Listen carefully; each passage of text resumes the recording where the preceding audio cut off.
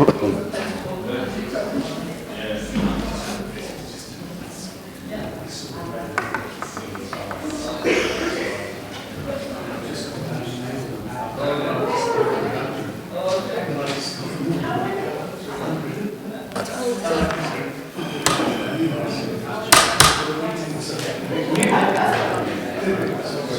afternoon. Good afternoon, members, ladies and gentlemen. We'll start with item 1, declarations of interest. Any declarations of interest? Councillor Mrs Bennett. I declare the interest that I am a member of the shadow governing body of the Royal Cornwall Hospitals Trust. Yes. Any more? Councillor Mrs Sowell. I declare non-disclosable interest that I am chairman of the Children's Committee and the Health and Wellbeing Board. Any more? Right, we'll move on to item 2, minutes of the previous meeting, pages... Chairman, sorry. On that basis, Chairman of the Council. Sorry, on that basis, I should declare that I'm Vice Chair of the Health and Wellbeing Board. Right. Good. Right, item 2, minutes of the previous meeting, pages 1 to 6. I assume you've read them. Any comments? Okay, Jane. Just one point for clarification, Mr Chairman, on HS 18/15 on page 2, where it says, I have been alerted to, that actually is that Health Watch has been alerted to, not me personally. It just to clarify that. Okay. It's in the second paragraph and further down, I think it had. That has been noted. Yeah. By... Thank you. Any further comments? May I have your wishes, please? Propose. Proposed and seconded by the Chairman of the Council and Councillor Mrs Saville. Those in favour, please show. Anybody against? Carried. Item 3, I have no urgent items. Item 4, the budget monitoring. Rachel. Good morning. You can see before you now agenda item 4, it's the budget monitoring report to the 31st of August. We report on an exceptions basis, so any budget with a significant variance of 5,000 either under or over is shown. In this case, it's the health overview and scrutiny budget, which is currently underspent. The main reason for this is that we need to reallocate the staffing budget in budget setting. At the moment, there's currently a portion of one staff member's time, so we need to review the activity levels and make sure it's accurate. So far, year to date, the expenditure that's gone through is minimal. As I said, it's part of a staff member's salary to provide the service, and expenses for one trip away. If you've got any questions, I'm more than happy to take them. Perhaps it's an unfair question to ask, but I am going to ask it. I'd like to point out at the time I've not been at all involved in the budget setting, as there was not a meeting of this committee in between September and June, and I was not the chairman then. But what surprises me is the budget for 2014-15 on the top line was 22,000. The approved budget for this year is 50,000. And the budget to date on the same line, estimated, is 20,000, and we've only spent 5,000. But I'm interested to know why the budget for 2014-15 was 20,000, and this year it's been down at 50,000, more than doubled. If I can answer your question, the first column is actually the actuals for 14-15, so that's what the actual cost that we saw going through the budget, not the budget itself. I can provide that in the future if you'd like to see it for last year. We are reviewing all of the allocations for budgets for 15-16 over the next couple of weeks, as we've mentioned at other committees. So we will review the fact that the budget for this year is quite different from the actuals from last year and make sure that it's set accurately. Well, when it's been revised and that, would you, myself and my vice chairman, have a copy when you're able to look at these figures again and break them down? Okay. Yes, of course, not a problem at all. Councillor Sowell. Yes, Chairman, I think also it is something to do with the reorganisation and the fact that Mrs Hick used to have responsibility for this committee, and it was part of her, she had other remit as well. So I think it's part of the reorganisation of staff that there is an increased budget this year. Yes, I understand that and I agree, but I thought I just ought to highlight it anyway. Any further questions on the budget? What are your wishes? This is for information only. I propose we note, Chairman. Seconded. Proposed and seconded. Those in favour, please show. Anybody against? No. Right, item 5, medical escort contingency plans. Tina. Sorry. I think Nick No, has come to present the findings of the draft, the issues that we raised last time. Can you say who you are, please? Yeah, my name's Nick Masters. I'm the Transport and Travel Office Manager from the Royal Cornwall Hospital Trust. So I believe a colleague attended a meeting in August and put forward some proposals around contingency for vulnerable patients who may be travelling without an escort that were stranded on the mainland due to cancellation of flights. And that was incorporated into a draft policy which is currently being reviewed by the Trust for approval around the transfer and discharge of all patients. Chairman, may I just interrupt a minute? Yes? I don't know if other members are finding the same, but I'm finding the microphones, the loudspeaker system, very quiet today. Yes. Yeah. Is it possible to turn the volume up a bit? Sorry to interrupt. May I suggest as well that people bring the mics nearer their mouths, because that will help. Yes. Oh, it is working.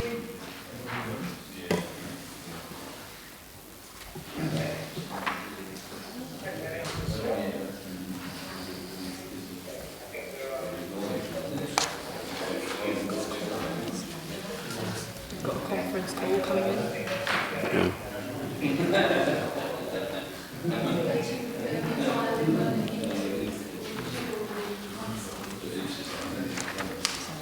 It's all right. There's a conference call later. I think this is just breaking in. Apologise for that.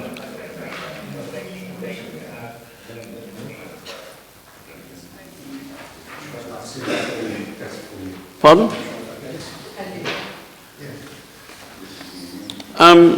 Before we go too far on this, there is a item around the table changing your original proposals. Is that correct?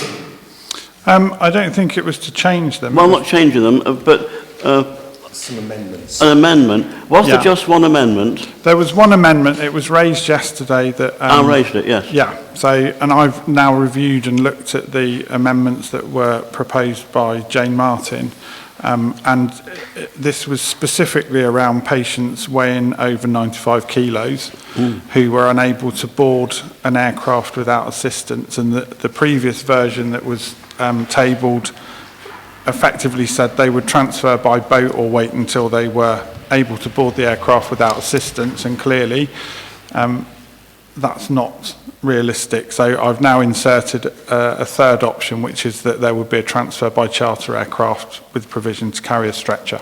This is for people who were beyond a certain weight and couldn't walk unassisted to an aircraft, could not get on the aircraft.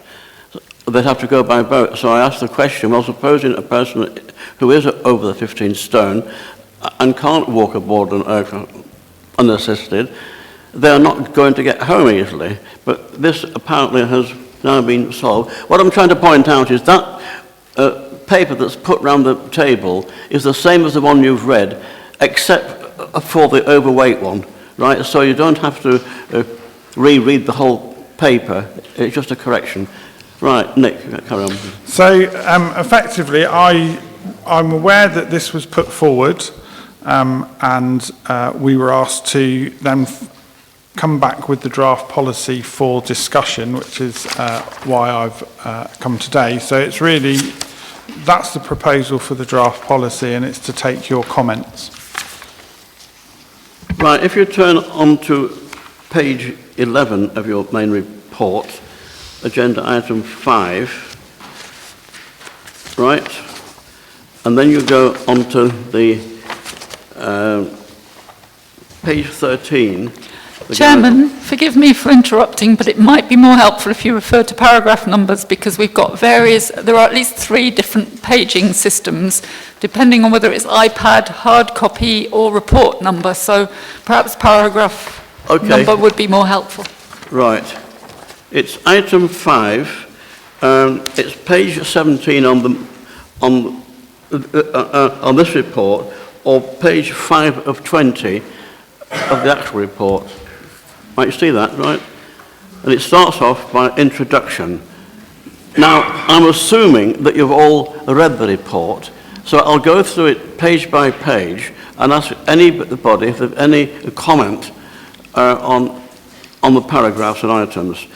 Right, the introductions you've read. So is there any comments between item 1 and item 5? Carol. No, not, sorry, I'm ahead of you, Chairman. Councillor Saville. Yes, thank you, Chairman. I'm looking at definitions, the glossary, the difference between a simple discharge and complex discharge there.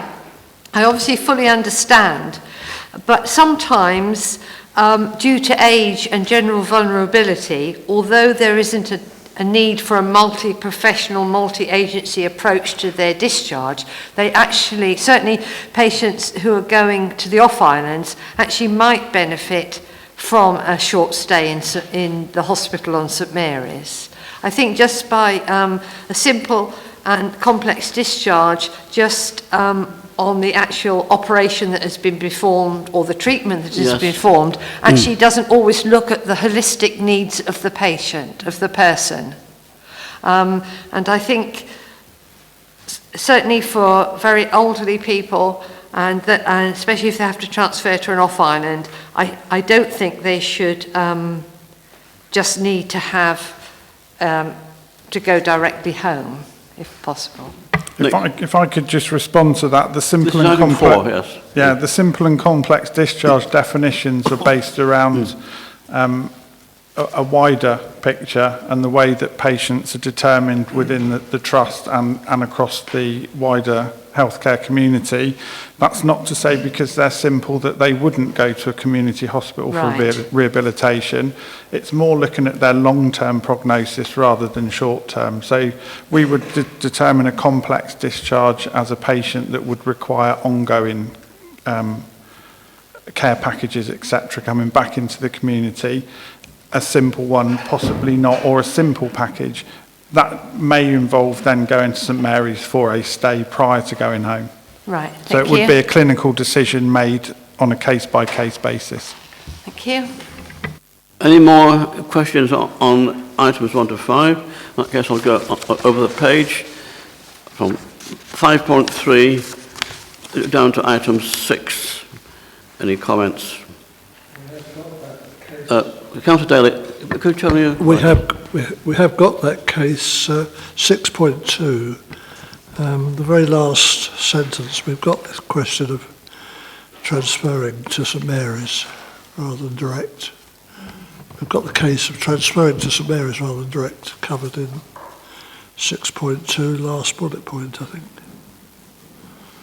Is that right? That's correct. So that's one of the options that's now going to for consideration by clinicians prior to discharge. Any further questions? 6.2 down to 7. Yeah. Carol. Only in 6.2, second bullet point, can the patient self-board and self-evacuate? I think you need to add a little detail there for ward staff that don't understand we're talking about a small plane. So it's self-board and self-evacuate the plane. And right at the bottom, it's only a very small thing, but under 7.1 escort criteria, all requests are looked at on a case-by-case basis. The eligibility criteria for patient transport does not extend to visitors. I wondered if perhaps, rather than a negative, a positive, as in the eligibility criteria for patient transport covers patients registered at Arthur Seeley Health Centre. Yeah, I agree. I'll make it change clear. that. Okay, Yeah. thank you. You'll notice at the bottom of the page that this criteria for patient transport does not extend to visitors insofar if they are sent over to the mainland sick, they have to pay to come back under their own steam. Right, we'll go over the page. Start at 7.1.1, down to 7.15.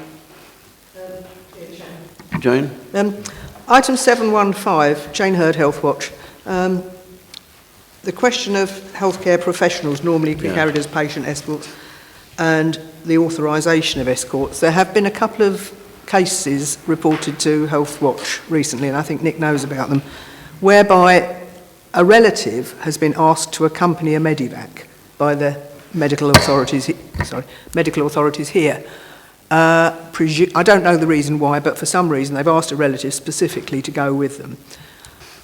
Then it turns out that the relative gets to the mainland with the medivac, and these criteria are being applied if the medivac turns out to be, I don't know what, maybe it was a false alarm or whatever, but if they're deemed to be medically fit to get themselves home, then the person that's gone with them at a medical person's request, rather than because they wanted to go, is being denied a fare back to the islands. Now, the other alternative, of course, would be for a medical professional to accompany a medivac, and I presume they wouldn't be left on the mainland.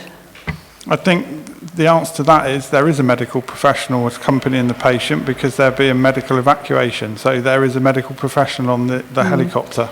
Is that something that could be addressed between yourselves, maybe KCCG and the local practice here? Because there is obviously a problem there. If someone's asked to go, they obviously don't like to say no, but I think it's grossly unfair then to expect them to foot the bill, which is best part of £100, to get themselves back here. I will this was discussed with the KCCG, and that effectively, although it's our policy, we're commissioned to provide a service and we have to follow the guidelines that the CCG put to us. So this was discussed with the CCG, and on that basis the decision was made to deny an escort. So I will refer it back to them. Yeah, I mean, yes, I was aware of that, but you must agree that surely the situation is unsatisfactory in its present form.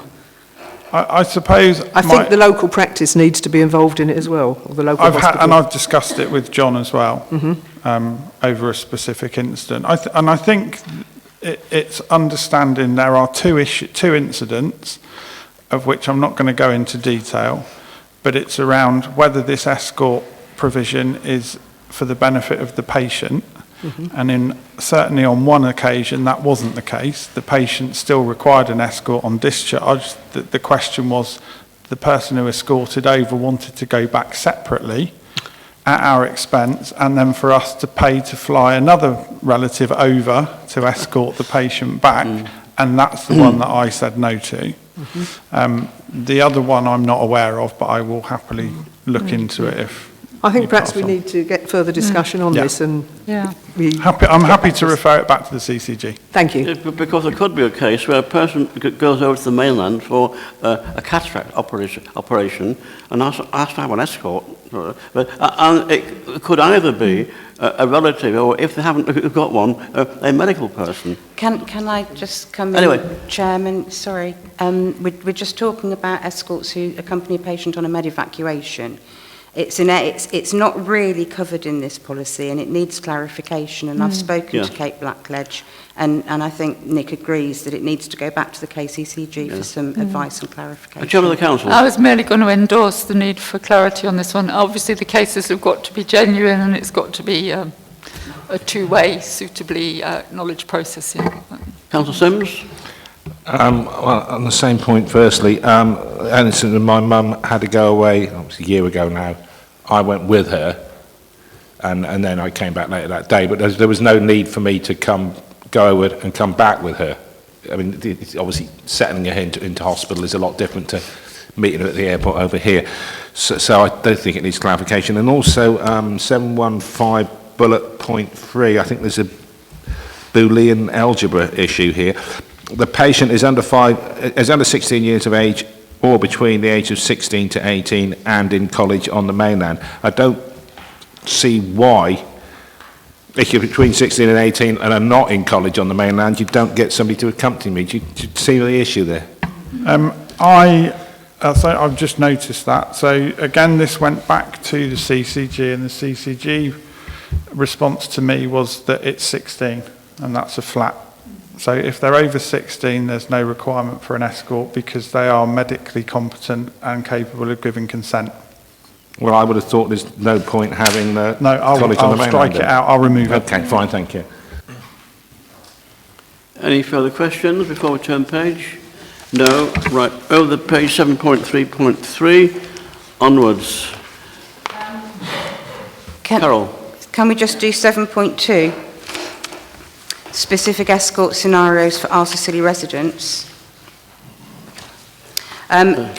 It's very clear, and I think it covers what's there already. What's there already is that when the procedure that the patient is undergoing requires someone to collect and return with them or stay with them for 24 hours, for instance, someone having a general anaesthetic day case, that's usually in the letter, so it would normally be an automatic authorisation, but there's a lot of other things here that are in letters, and I think it wouldn't hurt to just include that. Yeah, I'm happy. That's Thank fine. you. Just as a point, having picked this up at reasonably short notice and looked through it yesterday, my proposal would be when I revisit this is I would take the scenarios out of the policy and include them as an appendix rather than as a specific policy point, because it's not an exhaustive list and it's just examples. So I think that would be of more benefit. Absolutely. Thank you. Okay. Right, Jane. If we're moving on to 7.3, just a query on 7.3.2, the 72-hour window. I presume that's for outpatients, and I presume this case-by-case basis by the Transport and Travel Manager. If someone were going in as an inpatient and were liable to be in for 6 or 7 days, you would allow an escort to go with them and wait over there if they wanted to and then bring them back? Yeah, this is purely for outpatients. It's inpatients we will only book transport one way anyway, and then book the return journey once we know their discharge plan. Thank you. Right, going down 7.4 onwards, next page starting at monitoring compliance and effectiveness, item 9. Any questions on that? Just a comment, Chairman. Yes. I'm welcoming the fact that you are involving Health Watch in it, as we have, you attend as we do the Medical Travel and Transport Group. I do feel, Chairman, that where cases drag on a little, that this committee needs to be involved as well. I don't think Health Watch is obviously the body to monitor and feed back to you in the first instance, but if there is a recurring problem, I think it needs to go to this committee. I would say you're right, yes. Yeah. Well, yes, if it goes on, if the Health Watch problem goes on and is not being solved, I think it must come to this committee. We're going through these points. I'm at a loss as to which point we're referring to. Just generally on item 9, monitoring, fine, yeah. If the right. Yeah, but if the problems don't get sorted out, then I think we've got to have this committee looking at them, because after all, this committee is the official scrutiny committee for the area run by the council. That's fine. It's just obviously bear in mind that this is an RCHT trust policy, and it's for the trust to set the policy.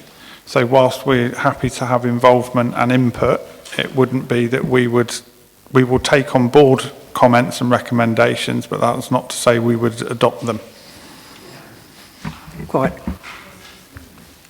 Item 10, item 11, it's fairly straightforward, over the page to item 12.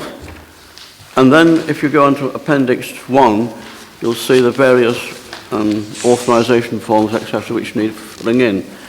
So Appendix 1, the first one, you go over the page,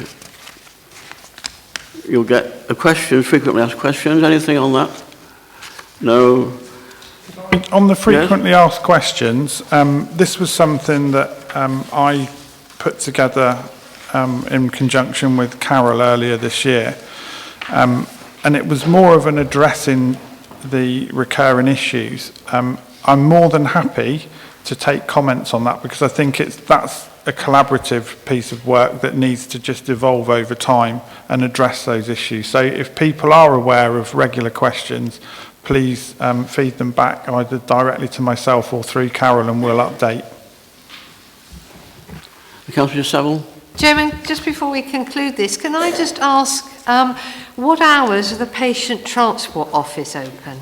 Okay, so the transport office is open from 8 till 8 Monday to Friday. Right, 8 to And 8. from 9:30 to 5 weekends and bank holidays. I completely appreciate that it's not always easy to get through. And that's down to the fact that the phone system is just 3 lines. Although there is a specific number that we use, that number effectively feeds into the rest of the team that are answering calls, discharging patients, arranging other appointments. We are very close to incorporating call centre software. It's been introduced in outpatient booking. They're just sorting out a few niggles, and then it will come online, so that you won't just get that engaged tone anymore. What you will get is a queuing system. You'll know you're in a queue and you'll know where, and you can request a call back. Chair of the Council, then. Oh, I think Councillor Saville wanted... Sorry, can I just come back, not on that, but ask, is the Transport Office able to help with finding accommodation? Yes. Well, in Penzance? Is this a general question, or is this specific to those patients that were discussed, the vulnerable patients who were unescorted? Because yes, we can do that. If it's just a general, can we help anyone to look for accommodation? The answer would be no.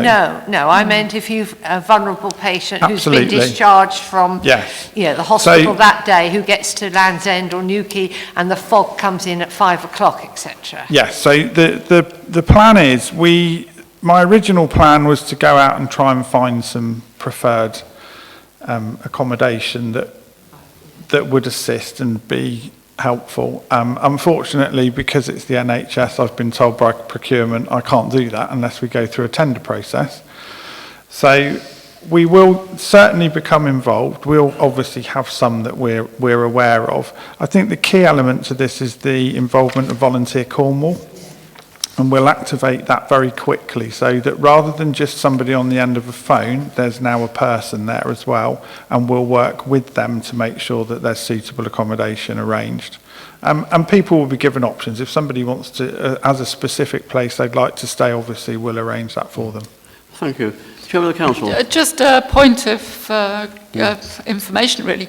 Whereas you say the office is open from 8 till 8, and one of the phone numbers we're given is, but one of the phone numbers we're given is manned from 9 until 12, and the other one's got a different time as well. So it would be nice if we could standardise that so that they all the numbers that were given out worked on the same time. Okay, I don't quite get that, because effectively all the numbers, although they're different, they all feed into the same phones, and those phones are manned from 8 till 8. Well, I can only tell you the information that we've got, so... Okay, it's just something that needs clearing up, that's all. Yeah, the message should be the phone lines are open 8 till 8 Monday to Friday.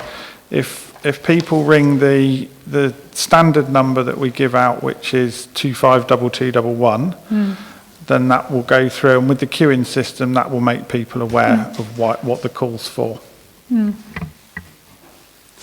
Any further questions before we turn the page on to page 28, and that's 28 of the main agenda.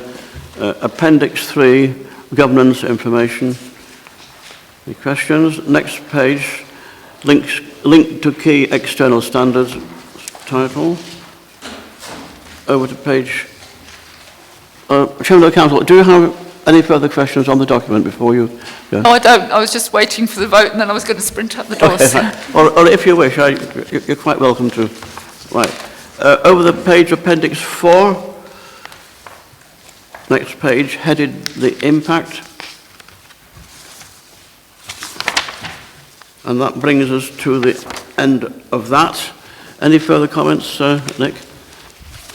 No, it's, as I say, it goes through quite a long process of approval within the trust. So if there are other comments or thoughts that come up after this, I'm more than happy to take them.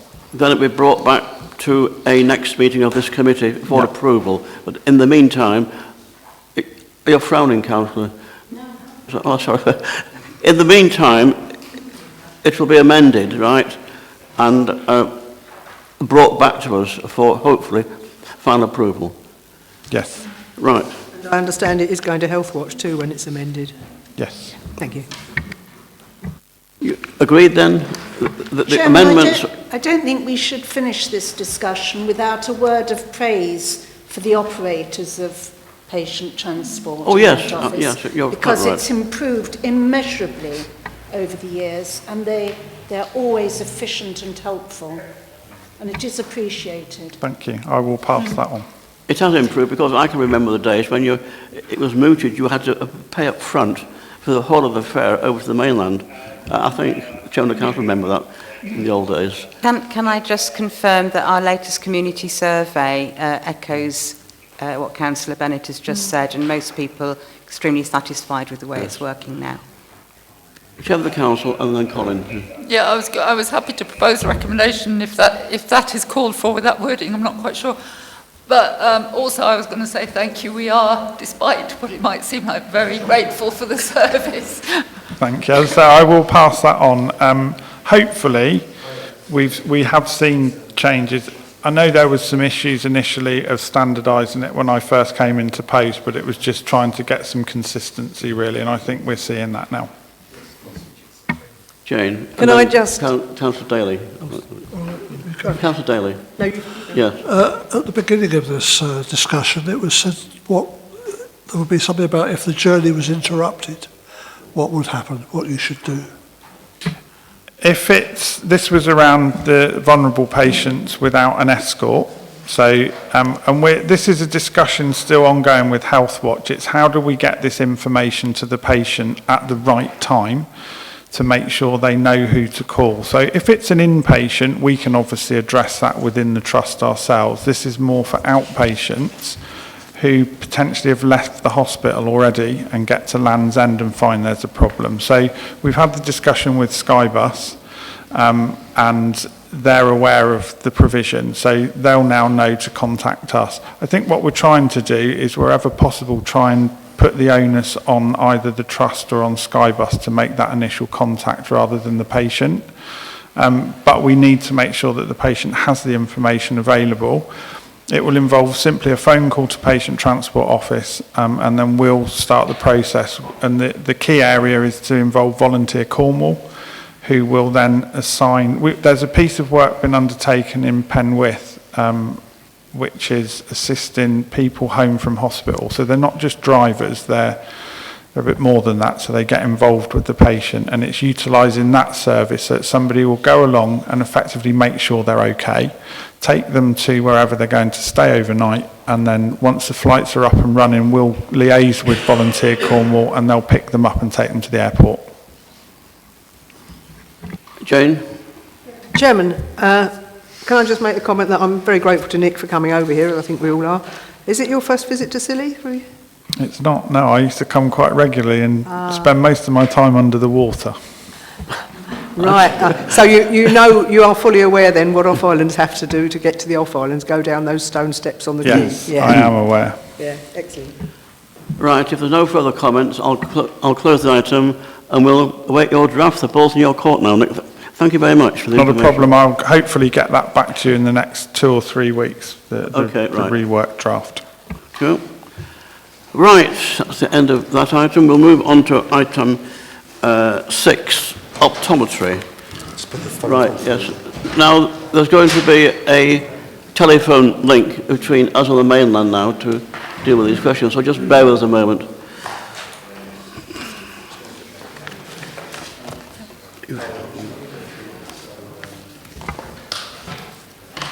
So what do you want now? Yeah.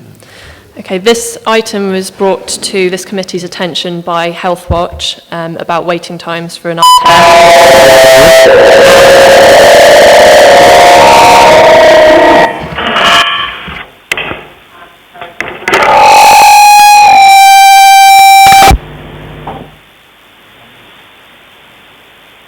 Hi. Exactly that, isn't it? Yeah, during this... during this telephone link, it's essential that when members do speak, they turn on their microphones and they turn them off immediately they've finished. It's not a duplex system. It's just like over to you, over and so forth. Okay. So this item was brought to this committee's attention by Healthwatch about waiting times for an eye test and current dissatisfaction with the service. We worked alongside Healthwatch and they produced a survey which is included in this report, and discussions have taken place with NHS England and John Garman to resolve the issue, and hopefully they are on the phones to answer any questions that members may have over this report. Good afternoon, it's Janet Newport, NHS England. I am John Garman. Go ahead, John. I was just saying that I'm here. I'm happy to answer any questions. Carol? No questions. Any questions regarding optometry? Well, at the moment, I have one that I was told the other day. I went into health centre or rang them and said, if I'm going to have my eyes checked, routine checked, how long will it take? And they said it will take about 4 weeks in between a booking and having your eyes checked. My question is, I know there's a long waiting list. Is this 4-week period going to get longer or shorter? At the moment, the waiting list is coming down. We did have a period of time where I think down to the fact that we got the model slightly wrong when it was commissioned, the waiting list kind of jumped fairly heavily because actually the demand we were expecting was way short of the demand we actually got. So the waiting list did jump up. We're now in a position where it's coming down. So yes, at the moment there is still a wait, but we're actively working with NHS England to look at actually the commissioning model and how we can make this a sustainable kind of practice as well as keeping waiting times down. So the situation is improving, but there is still some work to be done. I do acknowledge that. Councillor Saville, did you have a question? Microphone on. Yes, thank you very much. According to the letter from Janet, it says that we should be actually having 2 full days of optometry provision weekly, and in fact we're having 4 days provision every 2 months, which there's a huge gap between those two things. Have we improved the current situation at all? Are we still just having 2 full days of optometry currently? Charles, that the contract when it was written up and drawn up, and the sort of negotiations that we had at the time with NHS England, or at the time it was OPCT, but we're really around 2 days provision every 2 months. So I think although that was written into the contract that the opening days would be Tuesdays and Wednesdays, it didn't really make it clear that was anticipated to be every 2 months. Since then, we've actually increased our capacity, so it was apparent that wasn't going to be kind of nearly enough provision to kind of get the waiting list down. So we've increased it to 4 days every 2 months.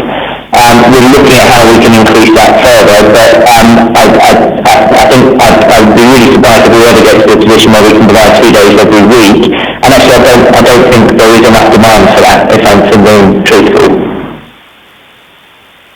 Thank you. Any further questions? In Janet's letter, which is in these papers, she said that NHS England was not aware of the issues and had not received any direct feedback. I've written to Janet and explained that Healthwatch has regularly brought this to the attention of the then Primary Care Trust and since then NHS England, and most recently on 6 occasions since February 2015, and Janet's accepted that that they have in fact had this information. I don't know why it didn't get through to her. John. No, and if I could, sorry, it's Janet Newport.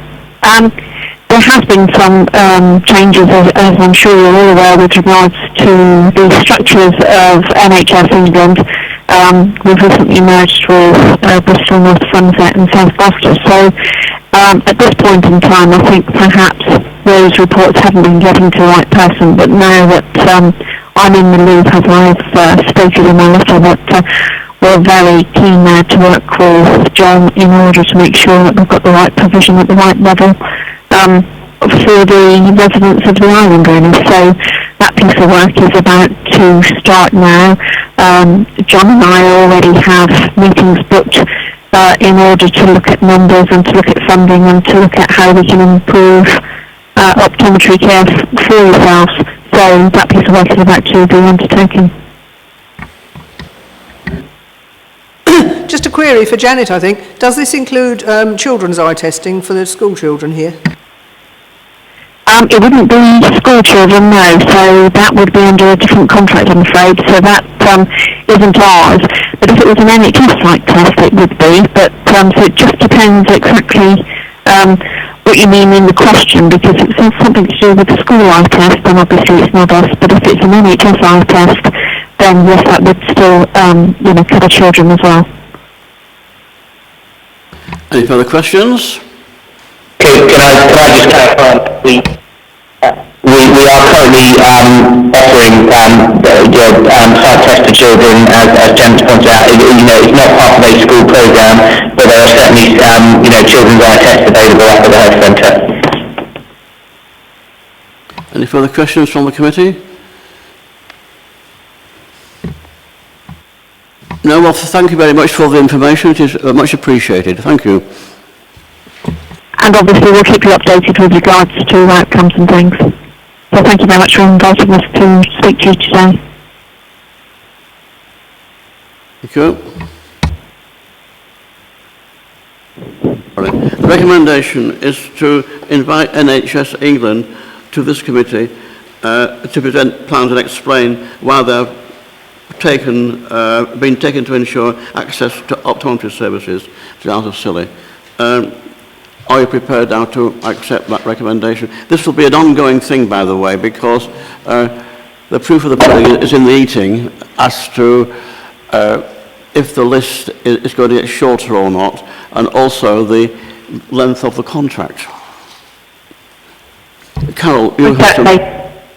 Thank you.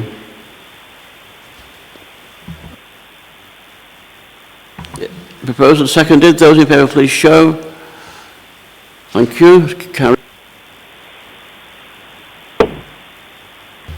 This will be an ongoing thing. Carol, now you have some views on this, have you, or not, from Health Watch?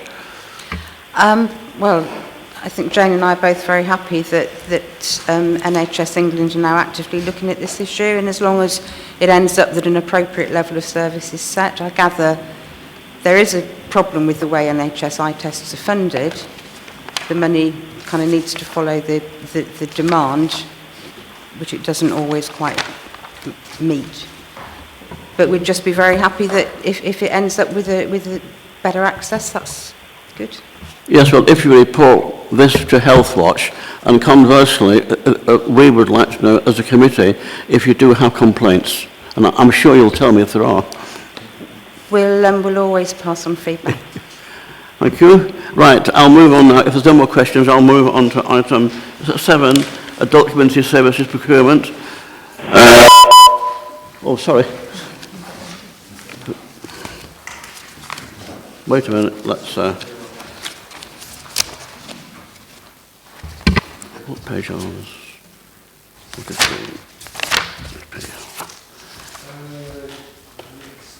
Right. Can you introduce yourself? So I'm Andy Smith. I'm the Interim Deputy Managing Director of Kerno CCG, and I'm here to give you an update on the reprovision of adult community services from April 2016. What I briefly want to do today is to give you some background information, some understanding of our decision process, how we arrived at the decision, an understanding of our procurement process, and then an update on progress with that. So, as you will be aware, in 2011, the NHS required the provider arms of PCTs to be separated from the commissioning function. And that led to the creation of Peninsula Community Health, who then managed the adult community services, and they were initially awarded a 4.5-year contract, which expires in March 2016.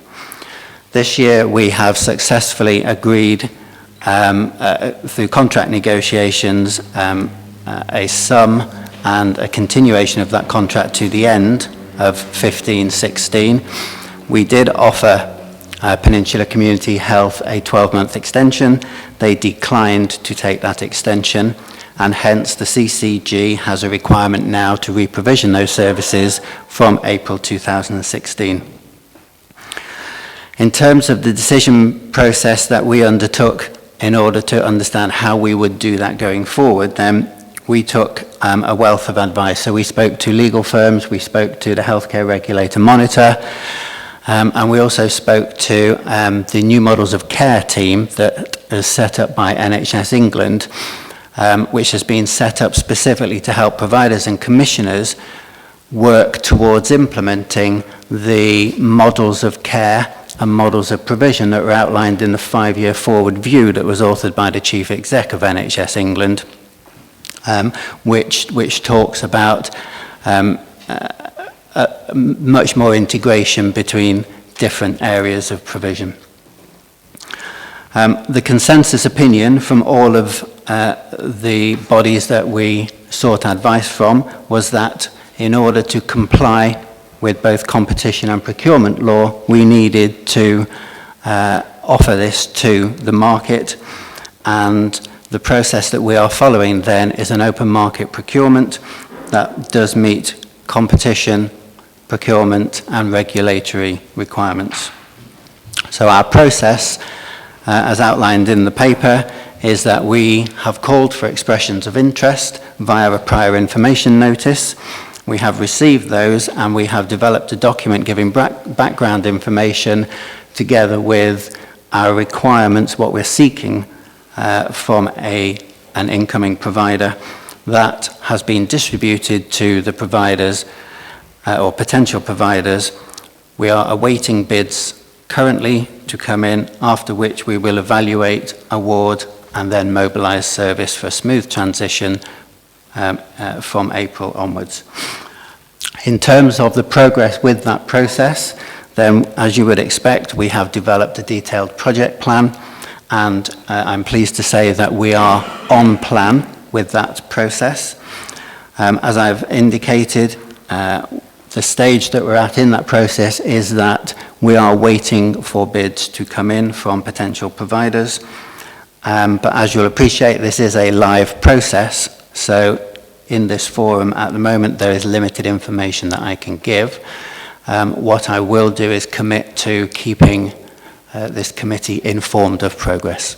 Yes, you will note there is an item on this in part 3 where we can discuss more detail, so I suggest that any questions, except general questions, are taken in part 3 for obvious reasons. Are there any general questions, not detailed? No? Right then. Do you accept the report so far? Those in favour, please show. Anybody against? Right, it will be finished in part 3. Right, in that case, we'll move on to item 8. Agreement in principle for the formation of a joint scrutiny committee. Dan, this is yours. Thank you very much, Chairman. We are aware that there's going to be huge changes to health and social care provision coming up for the Cornwall and the Isles of Scilly in the future, with devolution, contract changes and budgetary pressures. In order for those changes to be scrutinised properly, I would like permission from the committee to investigate the formation of a joint committee, scrutiny committee with Cornwall, to just look at those issues, nothing else. There's no specifics on the table at the moment, just an idea to investigate. I'd like members to have a discussion and to agree or disagree whether that's a possibility or not. This is also dependent on Cornwall having the political will to have this joint committee as well. Councillor Daly. This joint committee would be in addition to anything here. Correct. It wouldn't take any, it would only be looking at single specific issues that have been agreed by this committee and by Cornwall's Health Scrutiny Committee. I'd like to emphasise, as I understand it, this is just an idea, and there's no question of us having our powers taken away or modified or dictated to by the mainland. Is that correct, Dan? Correct. Yeah. Jane. Chairman, I actually do see the point of this. However, I'm just a little bit wary of the fact that if we go into a joint committee, even on these general issues with Cornwall, I don't want it to be a couple of representatives from here having to go over to Cornwall all the time. I think we should aim to do it by video conference and actually have the whole committee here and whoever they want over there. A lot of the issues, even with the devolution on Cornwall, that are liable to crop up, may well be common issues, but the means of dealing with them may well be different for us than it is for Cornwall. And I think we'd be in danger of perhaps getting subsumed by Cornwall to our detriment on certain things. I'm not saying it would happen, but I just think it's something. I'm not anti your suggestion, but I think it's something we've got to be on guard against, and to make sure, I don't think just sending a couple of people over all the way to Cornwall for as representatives would be. I think it'd be better to have it over here and get both committees meeting on the same day with a video link or something like that. Just a suggestion. I think any ideas or any plans that do come up will obviously be presented to this committee for your scrutiny and your approval. So anything concrete like membership, voting rights, location of meetings, that would all have to be passed through this committee first before you agree to it. This will come back to us showing the precise terms of reference and detail that we really must know before we burn our boats on this. Jane. In that case, Chairman, I'd be prepared to support it, because I think there's a danger if we don't do something on these lines that with the devolution or whatever they're calling it in Cornwall, we'll just be a little place a long way away. And rather like with the NHS procurement from various sources over the years, where services are procured for Cornwall and the Isles of Scilly, we as Health Watch have found that quite often they are not actually getting delivered over here, even though it's in the people's contract. And I wouldn't want to see this go the same way. Councillor Sims. I think we broadly discussed, maybe not in quite these terms, broadly discussed this type of initiative when the lady was over at the previous meeting we had, i.e. the Cornish HOSC even. And this committee would actually talk to each other more.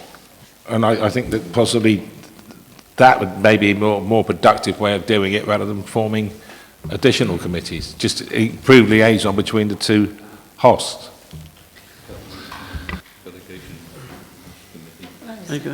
But currently there's good liaison on the administrative side. We talk with their administrative officers quite a lot. We're exchanging information pretty much weekly, I would have thought, just to inform ideas, to make sure that we don't get left out of things that are happening over in Cornwall, because they're having discussions there all around the table there. We're sometimes seen as a little bit, our remote nature works against us. So this idea is to make sure that we are included in those discussions, that we are part of the table. So when things are commissioned, we do get them delivered to us because they will recognise the faces around the table. So that's the general idea around it, is to build on those links that are there already.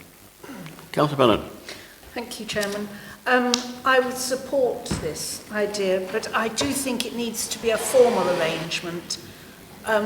Representatives from the islands might be very au fait with informal goodwill arrangements, but with a big council like Cornwall, we do need to have a proper a proper arrangement.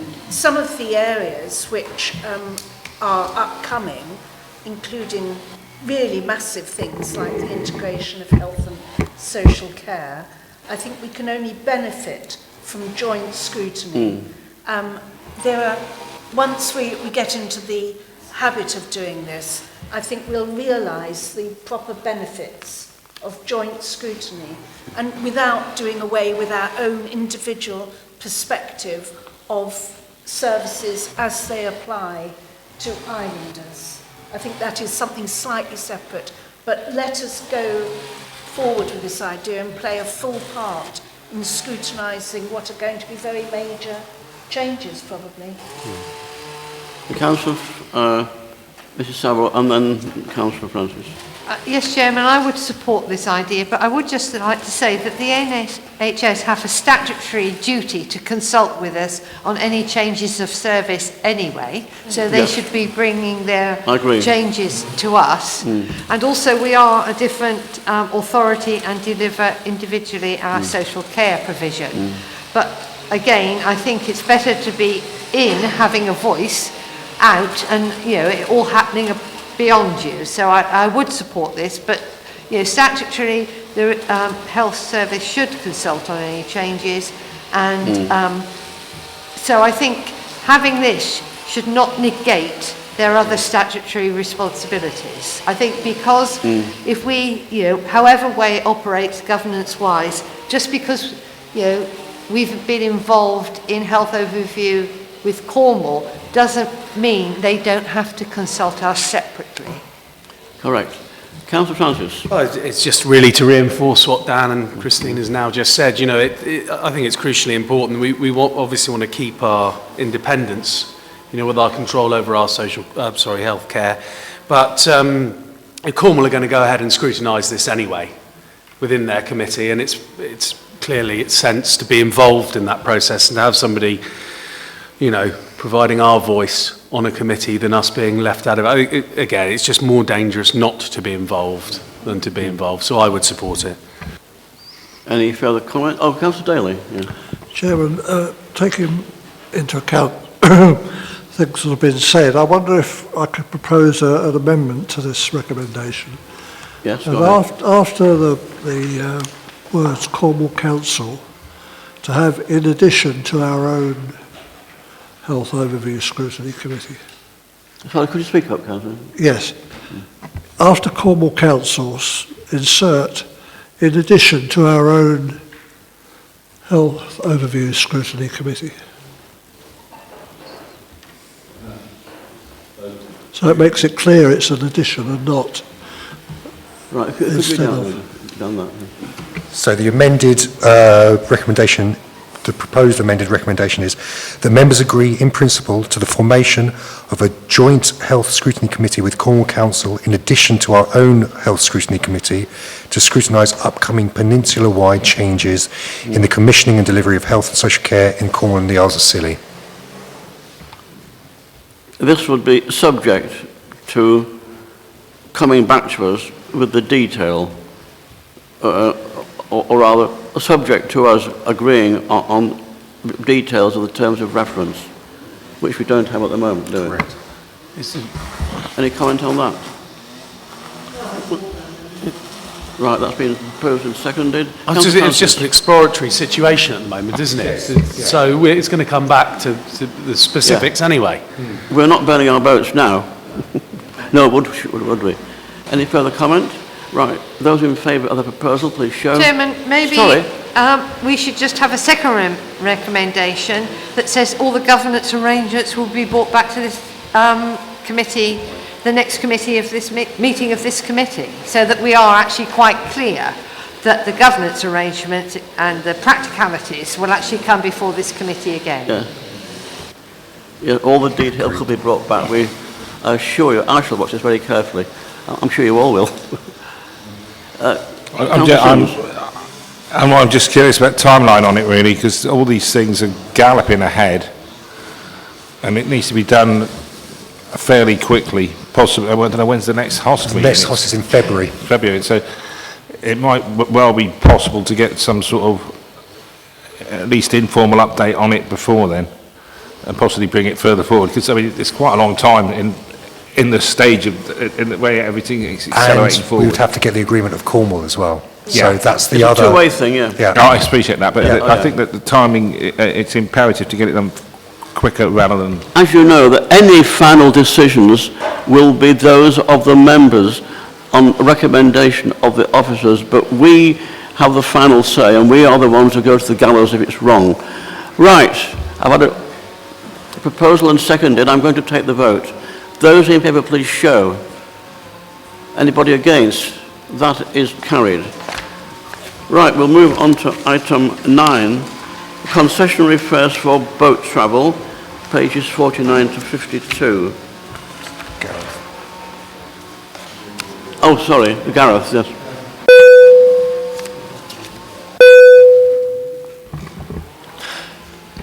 Afternoon, everyone. So I've come back today just to update and take any questions on this. It's a specific issue around concessionary fares.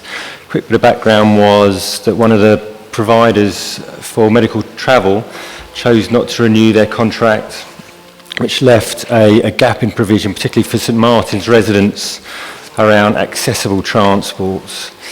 So I agreed from that last HOS meeting to kind of investigate. So what you've got in front of you is a letter sent to all concessionary boat travel users just summarising the changes. So it's basically, I suppose, a bit of a workaround to ensure that there is equal access for all the residents on the off-islands to use medical travel. I have one question. The heading of the letter on page 51 says temporary changes. What does temporary mean? How temporary is temporary? Well, I think at the last HOS meeting there was a wider discussion about how concessionary travel works for the islands full stop, and then there was certainly conversations around how the council managed off-island transport, that includes children's services and adult services, and there was, I suppose, the beginnings of conversations around whether there was a kind of a different commissioning arrangement that could be done longer term. So with that in mind, we said temporary. In this temporary, it's in place, and the arrangement is working well. We've had no concerns, no reports of problems since it's been in place. So, subject to review, we'll keep an eye on it. We haven't undertaken any further pieces of work since the meeting around reviewing concessionary travel in a broader sense. Councillor Saville? Yes, Chairman, can I throw a bit of light on while it's temporary? I think basically this responsibility actually lies with the National Health Service. These patients who use this service are actually going to a National Health Hospital for a surgery or for outpatients, etc. I mean, at that last Health and Wellbeing Board, when this was discussed and these plans were put in place, which are working well, so thank you to Gareth, there was a gentleman there from the NHS who actually made a commitment to look into the inter-island concessionary NHS responsibilities further. So I think we're hoping to have a report back from NHS concerning these, and this is probably why it's got the temporary measure. The responsibility to get patients from their homes, is actually not for an NHS appointment. It actually doesn't lie with the authority. The authority have picked it up over the last few years in order to serve their community. Carol? Jane brought this up through the Medical Travel and Transport Group. Yes. And Kate Blackledge of Kerno Clinical Commissioning Group made a business case which went to KCCG board about assisting with the high costs of travel if you need to get a special to get down to St Mary's. That's still with the board, and we've been waiting a while. But we can prod and see if we get a response from them. Jane? Yeah, just to add to that, the NHS travel scheme, which is a government-approved thing, states that no patient from the Isles of Scilly should pay more than £5 to get to a mainland hospital appointment. And this has traditionally been £5 towards the Skybus fare. But in fact, it doesn't work. And we've always, because we feel we should, worn the costs of getting from Penzance or Land's End or wherever up as far as wherever we're going. But obviously it doesn't apply to off-islanders, for whom the cost is considerably more, as they frequently have to get a special to and back from the off-islands. And this is what we raised that Carol's mentioned, in that the NHS travel scheme surely should cover this, because this is national legislation that states we shouldn't pay more than £5. So this is, as Carol said, being looked at.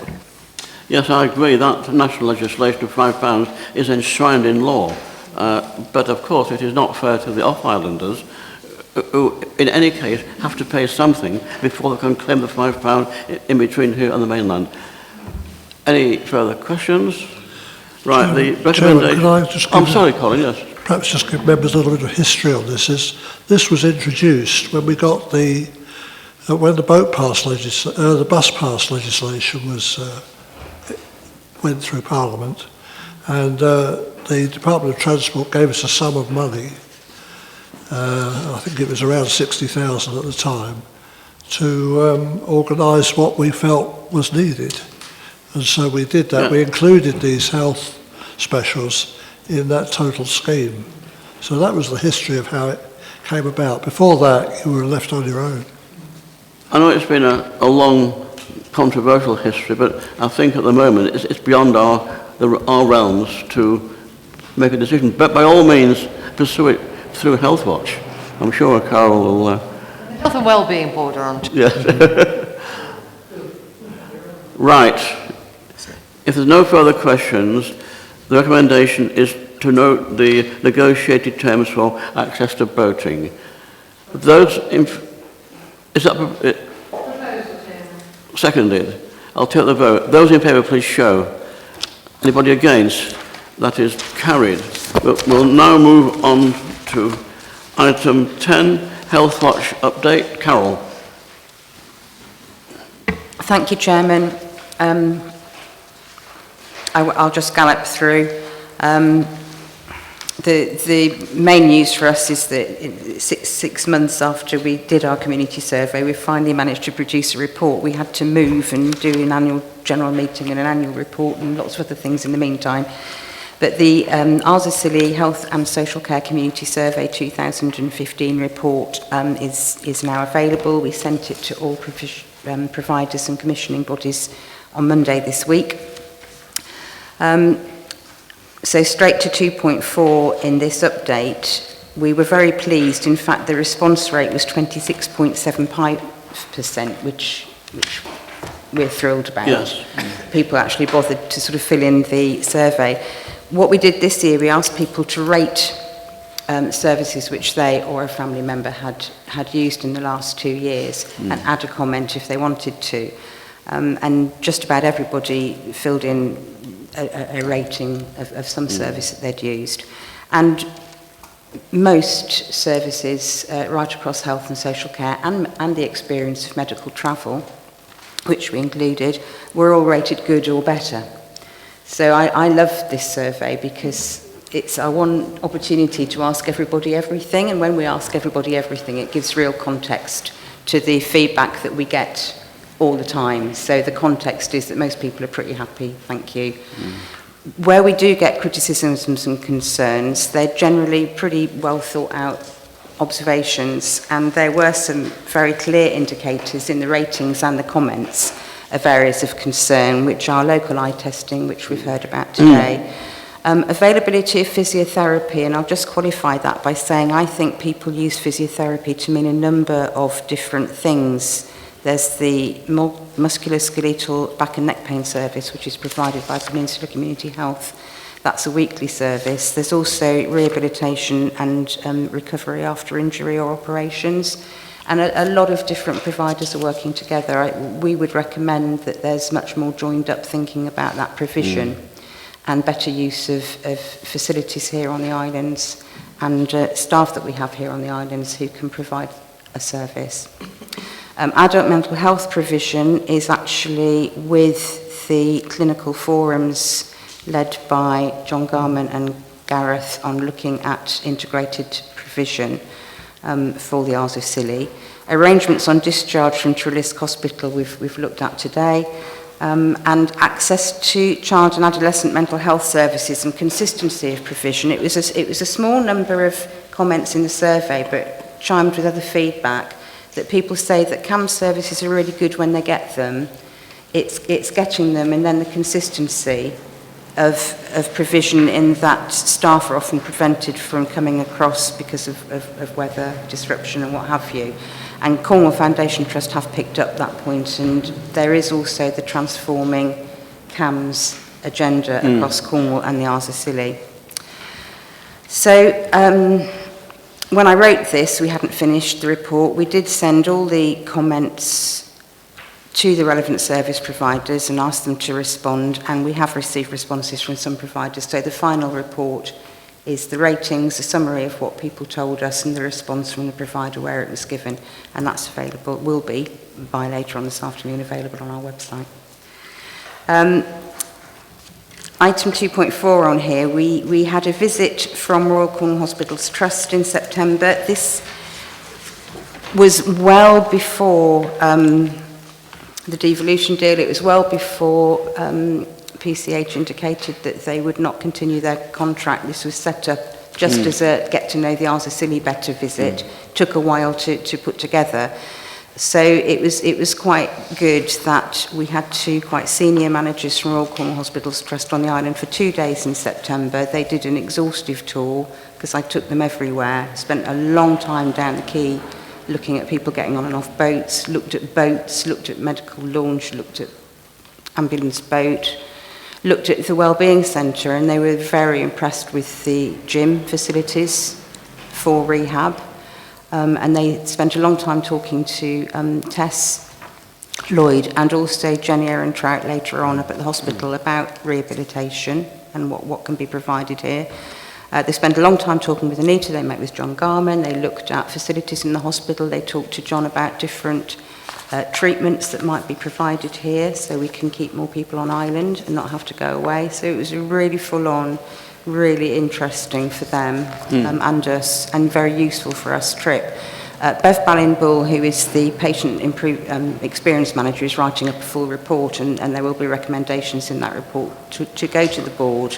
And I got the distinct impression that that wasn't the end of it, that they really want to work much more closely with us on the whole reducing the need to travel agenda. So that was brilliant. Then the board met and looked at priorities for our work plan. Obviously, we'll be following up on issues of concern identified through the community survey. I've put on there support for cancer patients, and we've heard very often about the difficulty for people undergoing ongoing treatment. You've either got to go weekly, and people, as I think John Garman said at Health and Wellbeing Board meeting, people are tending to go days early for their treatment because they're so worried about not getting there. Sometimes people have to go and be on the mainland for a period of time and have daily treatment, and there's huge expense around accommodation costs. This has now been picked up through the Cornwall and Isles of Scilly Cancer Patient and Carer Group, which sits at Trelisk and works closely with lead clinicians and nurses in the cancer services. So we have got sort of somebody dedicated to looking at this, and we're working closely with them. I think at the moment all we can look for is what reasonably priced accommodation there may be available on site, for instance the university-owned buildings or staff accommodation that might be offered. But I think in the long term, everybody in Cornwall would very much like to see something like the Lodge at Derriford in Cornwall. So that would be a long-term plan. And I know Isles of Scilly Rotary Club are also looking at fundraising towards something like that. And the rest is sort of long-standing items on our work plan. Reducing the need to travel, supporting choice, as Jane said earlier, whereas all services are commissioned for Cornwall and the Isles of Scilly, when you look closely, delivery doesn't always quite work for us, and improved information provision and signposting. Thank you, Carol. Has anybody any questions to ask Carol on Health Watch? Councillor Mrs Bennett. It's not an issue I want to raise. I just want to say that I think patients and the community have never been better represented by a watchdog monitoring body. I think Health Watch are doing a really valuable and professional job, and we all owe you our thanks and gratitude. Thank you, and that means ever such a lot coming from you, Marion. Thank you very much. I would like to endorse that. As a former Health Watch until recently, I know the amount of work that Carol and her team do. Well, I won't go into that. Must declare an interest in that. No, seriously, I do on behalf of the committee thank you and your team for the sterling work you do as a watchdog. It's a two-way thing. Jane. Thank you, Marion. I appreciate that, and Chairman. We are, of course, always looking for more people who are willing to become directors. If anyone knows anyone, we need to boost our numbers. This, I hasten to add, unlike the 1.5 staff we have, is an entirely voluntary role, but it's a very rewarding one, and I could recommend it. Right. The recommendation is that members note the context of this report. Is that proposed? Seconded? Those in favour, please show. That is the end of part 1. There are no reports in part 2. We'll now move into part 3, where I have to read out the statutory blurb. Exclusion of the public.